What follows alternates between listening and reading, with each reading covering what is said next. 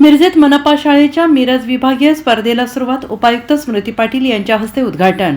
मतदान जनजागृती मोहिमेने मतदान करण्याचा संदेश दिला.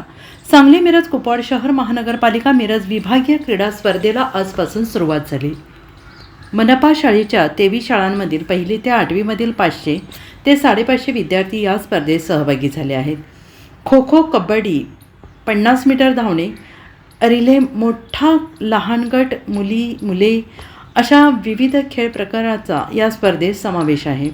आज उपायुक्त स्मृती पाटील यांच्या हस्ते या विभागीय स्पर्धेची क्रीडा ज्योतीचे पूजन करून उद्घाटन करण्यात आले. या कार्यक्रमाचं उद्घाटन समारंभासाठी प्रशासन अधिकारी प्रकाश खेडकर तसेच प्रकल्प अधिकारी सतीश कांबळे आणि सर्व समन्वयक या ठिकाणी उपस्थित होते. त्याचबरोबर या क्रीडा स्पर्धेमध्ये जवळपास 80 शिक्षक क्रीडा शिक्षक म्हणून काम बघत आहेत आणि या विभागाचे विभाग प्रमुख सुधाकर हजारे, उपप्रमुख जहांगीर मुल्ला, झकी पटेल, अरुण कदम, संजय हुल्ले, किस्मत पटेल, सलीम चौगले, शोभा लोहार, सुवर्णा जाधव या कार्यक्रमाचे नियोजन करत आहेत. या स्पर्धा 3 दिवस सुरू राहणार असून आज उद्घाटन प्रसंगी महापालिका निवडणुकीचे मतदान जनजागृती मोहीम राबवून निर्भीडपणे मतदान हक्क बजावण्याचा संदेश उपायुक्त स्मृती पाटील यांनी दिला आहे.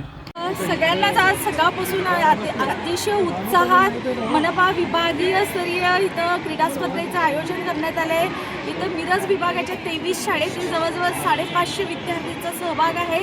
कबड्डी असतील, खो खो असेल, रनिंग असेल, अशा अनेक विविध खेळांचं आयोजन इथं केलेलं आहे. यामुळं मुलांमध्ये एक स्फूर्ती आणि ऊर्जा दिसून येते आणि तेच खेळाचं महत्त्व आपल्या आयुष्यात आहे हे दिसून येते.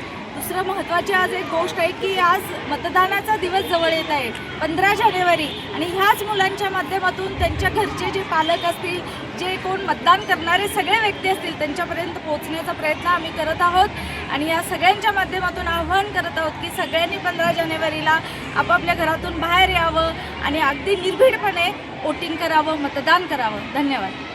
Bureau report, SBN Marathi, Miraj.